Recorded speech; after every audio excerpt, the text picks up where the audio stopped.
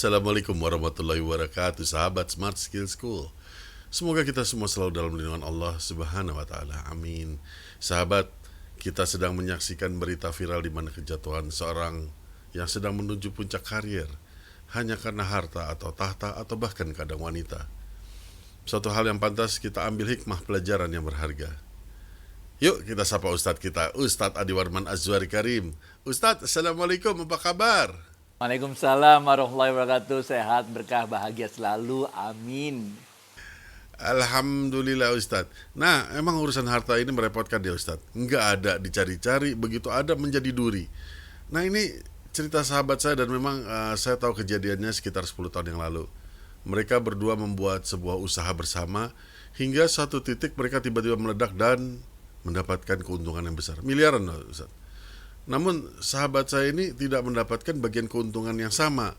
Partner kerjanya mendapatkan uang jauh beberapa kali lipat lebih besar gitu loh. Karena menurut partnernya itu dia lebih banyak kerjanya dan lebih hebat gitu dah. Jadi dia berhak mendapatkan keuntungan lah lebih besar gitu Ustaz. Dan setelah itu menjadi berubah kehidupannya dan menjadi agak sombong loh Ustaz. Sahabat saya nggak habis pikir, padahal dulu nggak gitu loh. Biasa itu dalam hidup yang biasa gitu. Biasanya kita kalau dikasih nikmat oleh Allah, apalagi berupa keluasan rezeki, berupa ketenaran, berupa kehormatan. Biasa dalam hidup kita lupa, kita pikir rezeki yang banyak itu, ketenaran itu, kehormatan itu karena kerja keras kita ini, men. Di situ cobaannya. Padahal bukan, benar ya. Rasulullah SAW pernah bersabda, ini diriwayatkan oleh Imam Ahmad dan juga diriwayatkan oleh Imam Ibnu Majah. Rasulullah SAW waktu itu menyampaikan, siapa-siapa yang mengejar dunia, maka 3 hal yang akan diberikan Allah kepada orang-orang yang kerjanya ngejar dunia itu. Yang pertama, kata Allah, Allah akan cerai-beraikan urusannya. Jadi pening deh ngurusin dia. Duit banyak, iya benar, tenar, iya benar. Tapi dia pening ngurusin kekayaannya, ngurusin ketenarannya, ngurusin kehormatan, kehebatannya, pening nih. Yang pertama, Allah akan cerai-beraikan urusannya. Yang kedua, Allah akan tanamkan rasa ketakutan menjadi miskin, menjadi fakir. Khawatir aja deh, gimana caranya nih harta supaya jangan berkurang, bener gak? Oh takut aja pokoknya bawaannya. Dan yang ketiga, dia tidak akan mendapatkan apapun di dunia ini selain apa yang memang telah ditakdirkan Allah sebagai rezekinya. Nah, bener gak? Jadi udahlah dia pontang-panting segala macam, ya segitu-gitu juga rezekinya. Rezeki udah ditakdir, nggak bakal ketukar, itu bener gak? Jadi semuanya itu ilusi. Rasulullah SAW kemudian melanjutkan sabdanya. Siapa-siapa yang dalam hidupnya di dunia ini mencari akhirat. Nah ini mencari akhirat. Maka Allah juga akan memberikan 3 hal pada dirinya.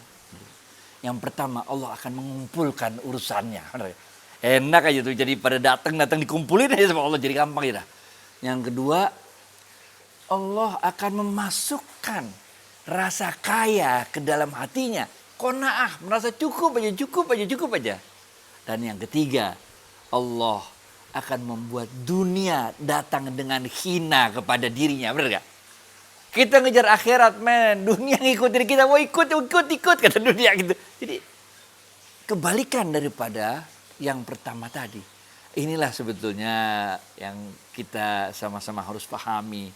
Ingat gak waktu itu kan dalam ilmu tasawuf kita bicara pada dinding agar pintu dapat mendengar. Kita nyari akhirat agar dunia ngikutin kita. Kalau kita ngikutin dunia, ngejar dunia, malah dapat 3. Pertama, cerai-berai urusan kita, benar gak? Yang kedua, dimasukkan rasa takut untuk jadi miskin, untuk jadi fakir oleh Allah. Benar gak? Nah, ini urusannya jadi repot. Benar gak? Dan yang ketiga, udahlah kita kerja jumpalitan kayak apa, kita gak dapat lebih daripada apa yang udah ditakdirkan Allah, bakal kita dapat sebagai rezeki kita. Nah, oleh karena itu Rasulullah SAW, udah dah. Kita nyari akhirat. Karena Allah akan berikan 3 hal. Pertama, Allah kumpulkan urusan kita. Yang kedua, Allah masukkan rasa kaya ke dalam hati kita. Dan yang ketiga, dunia datang ke kita dengan hina. Mantap ya? Baik to you, Fit. Masya Allah, tentunya tenang kalau bisa hidup seperti itu. Ustadz, bisa jelaskan lebih gamblang nggak mencari akhirat itu seperti apa, Ustaz? Nah, dalam Al-Quran sebutkan wabtaghi fima ataqallahu darul akhirah wala tansa nasibaka minad dunya. Dan hendaklah engkau cari akhiratmu itu, persiapkan hidupmu ini untuk mendapatkan akhirat. Ini Qur'annya ini, benar gak? Wala tansa nasibaka minad dunya. Tapi jangan engkau lupakan juga bagianmu di dunia. Jadi artinya sebetulnya ini ada keseimbangan. Hadis yang tadi adalah menjelaskan ayat ini. Kita jangan apa-apa ngejar dunia. Jangan.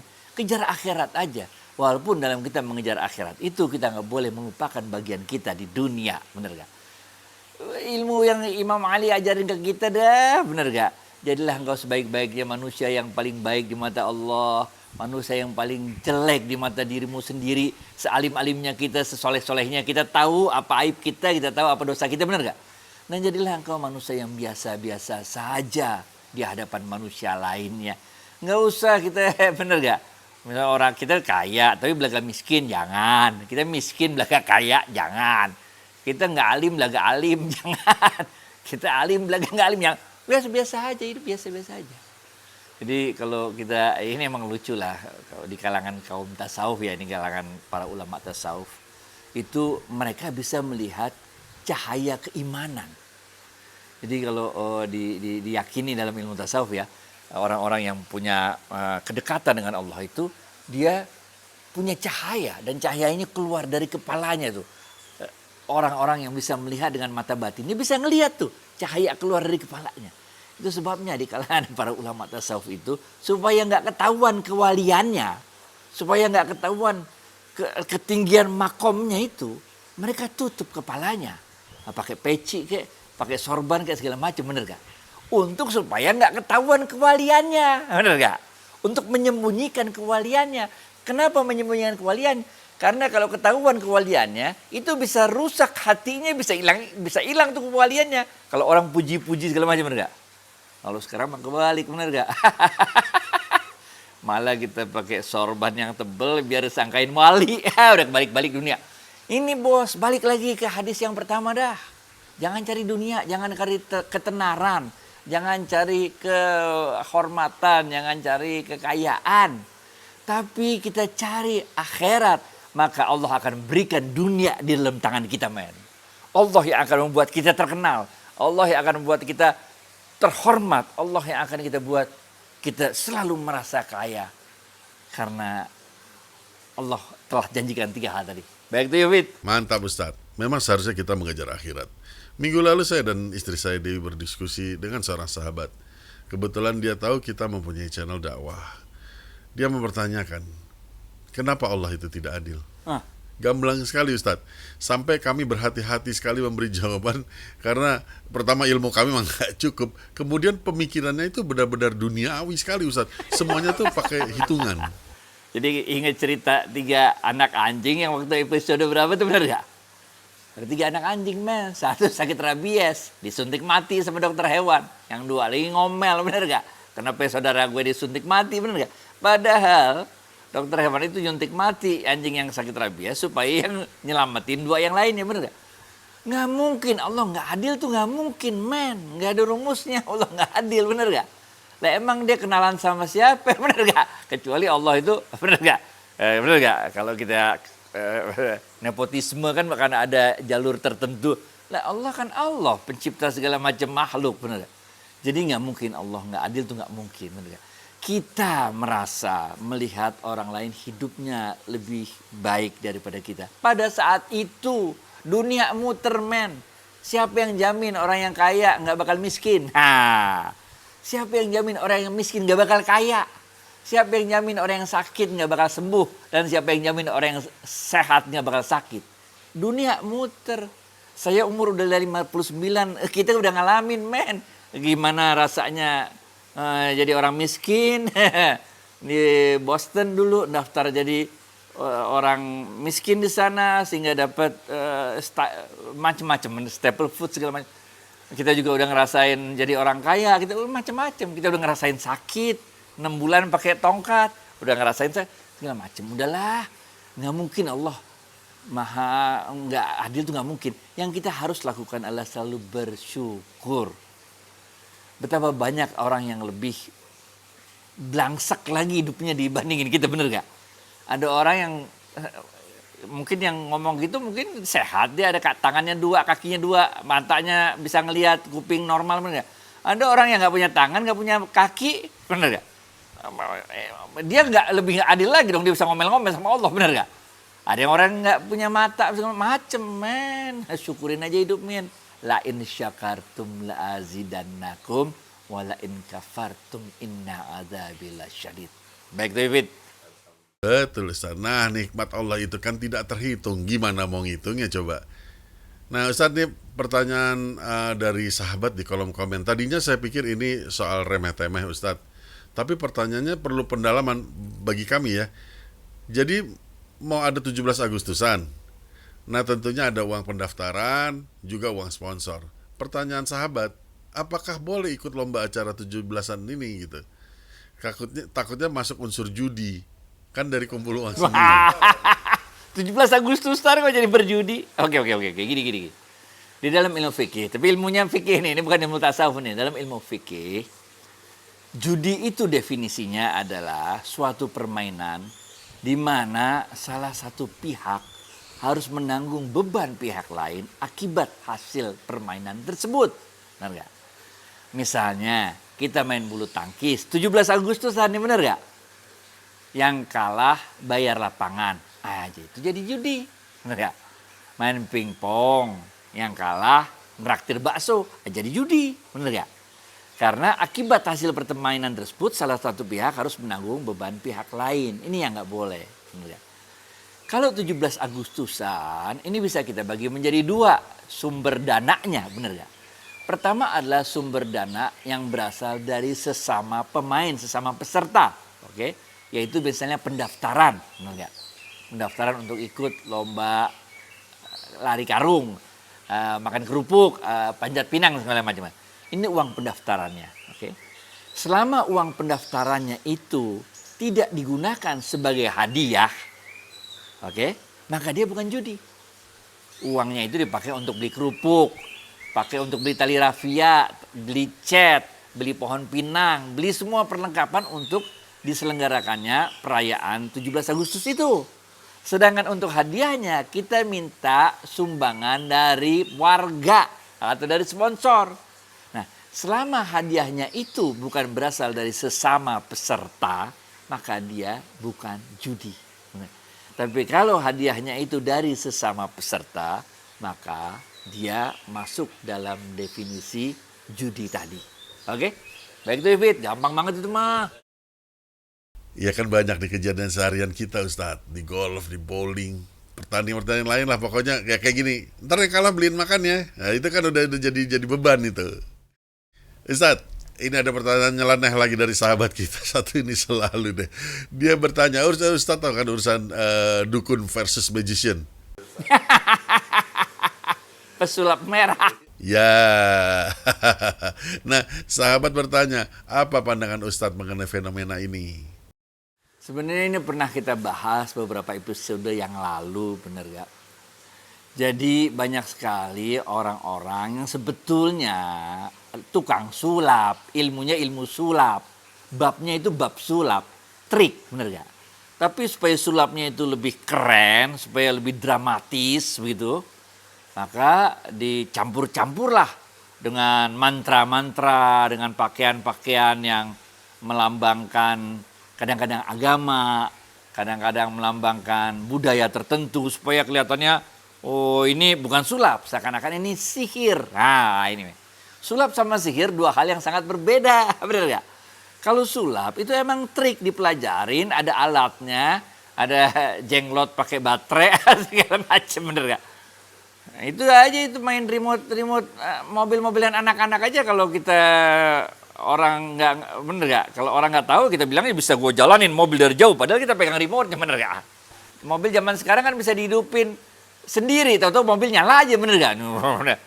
Jadi kadang-kadang sulap ini dengan berbagai trik dan berbagai teknologinya itu bisa dipandang mirip-mirip dengan sihir, bener gak? Padahal isinya sebetulnya trik sulap dan teknologi aja yang dibungkus dengan berbagai hal supaya kelihatan sihir, benar ya?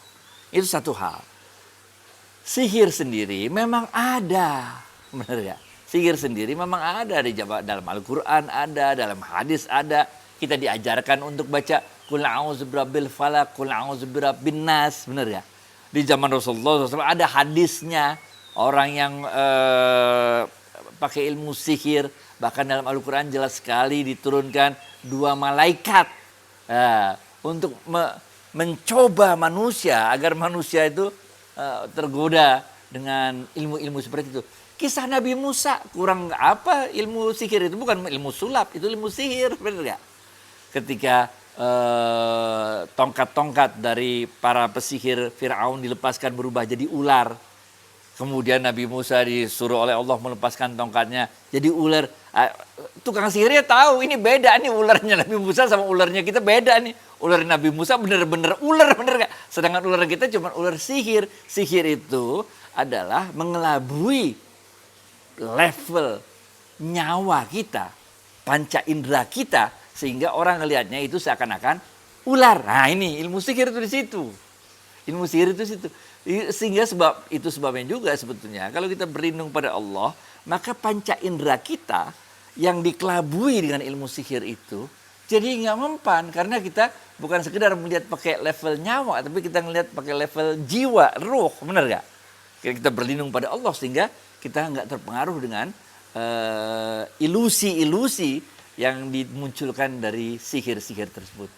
Jadi begitulah ya, pesulap merah ya benar, dia namanya pesulap, berarti dia udah ngaku pesulap, bener gak?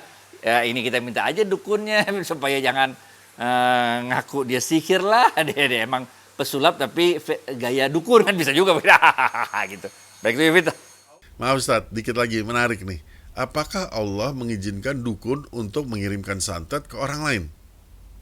Kagak boleh lah, bagaimana kalau mengizinkan kan jadi gitu. Iya kan kejadian-kejadiannya juga ada soalnya Ustadz. Iya. Di zaman Rasulullah SAW itu terjadi. Kemudian kita diajarin penawarnya. Ada baca ayat kursi, kita ada baca Qul a'udzu birabbil falaq, Qul a'udzu birabbin nas. Ingat gak sih, kita selalu ngomong 3 kan ya. Pertama, ada yang namanya jasad. Kita bisa sakit jasad kita. Karena makanan kita nggak jelas, karena pola tidur kita nggak jelas. Tapi menurut ilmu kedokteran itu sendiri, jasad kita juga bisa sakit karena pikiran. Pikiran ini bukan jasad, men. Pikiran ini nyawa. Nah, nyawa inilah yang diganggu oleh sihir itu. Benar gak? Sehingga kita nggak mau makan. Sehingga pikiran kita kalut. Ingat sama tuh cewek terus. Kita frustasi, kita depresi, seakan-akan hidup kita hancur karena cinta kita ditolak oleh cewek tersebut. Makanya kalau zaman dulu ketika cinta ditolak, dukun bertindak. Waktu SMA gitu, bener gak? Jadi yang ini nyawa, level nyawa. Nah ketika nyawa kita diganggu, maka jasad kita juga kena. Karena nyawa kita termakan ilusi-ilusi itu. Kita jadi ketakutan, bener gak? Jadi stres, banyak pikiran. Banyak pikiran jadi sakit mah. Bener gak? Sakit mah macam lah ceritanya nanti. Bahkan lebih dari itu, kita depresi. Merasa hidup ini nggak ada artinya lagi dan sebagainya. Mau bunuh diri, macam-macam. Itu levelnya level nyawa. Sihir itu mainnya di level nyawa. Bener gak? Dan ada yang ketiga, jiwa, ruh. Bener gak? Nah, kalau ini lain bos. Nah itu sebabnya waktu itu udah kita bilang kan, kalau sakit jasad pergi ke dokter. Bener gak? Kalau sakit jasad yang disebabkan karena nyawa, karena pikiran dan sebagainya, libatkan psikolog dan psikiater. Bener gak? Buat diri kita tenang, lakukan meditasi. Bener gak?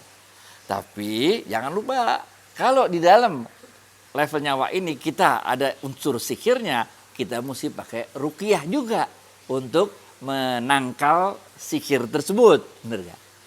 Nah, bagaimana dengan ruh? Ruh ini ketika diri kita dikuasai oleh nyawa, yang nyawanya itu udah dikuasai oleh sihir, maka ruh ini menjadi takut, dia kecil gitu. Nah ini harus kita booster. Boosternya itu macam-macam tuh. Biasanya kita ada yang air kita bacain segala macam. Nah itu jadi timbul persoalan juga. Kok air dibacain bagaimana? Lah Pita kaset aja bisa merekam suara, apalagi air. Masa kagak bisa ngerekam suara air, bener gak? Bener gak ya? Piringan hitam aja bisa ngerekam suara, men. Ya, air bisa juga ngerekam suara. Cuman teknologinya belum nyampe. Bener gak? Oke. Nah, jadi kita istilahnya bukan jimat, tapi dikasih bacaan-bacaan dan baca ini ya, baca itu, baca ini, baca itu, untuk menguatkan, membooster ruh kita. Sehingga insya Allah lah, bismillah udah. Istilah dukun adalah orang yang punya pengetahuan untuk bisa menyembuhkan suatu penyakit, kan gitu. Makanya ada dukun beranak, dukun patah tulang, dukun pijit, dukun macam dukun. Itu kan istilah Indonesia, bukan. Makanya dukun nggak disebut tukang sihir, bener ya? Kalau tukang sihir lain lagi, men. Lain lagi babnya. Back to you, Bit. Iya, episode dulu ingat nggak? Bing Slamet dukun palsu. Oke sahabat, setelah tausiah ini ada daftar pemenang kuis 90.000 subscribers ya. Jangan lupa kirim email ke quizustad@gmail.com. Ustadz, terima kasih atas waktu dan tausiahnya. Assalamualaikum warahmatullahi wabarakatuh. Waalaikumsalam warahmatullahi wabarakatuh.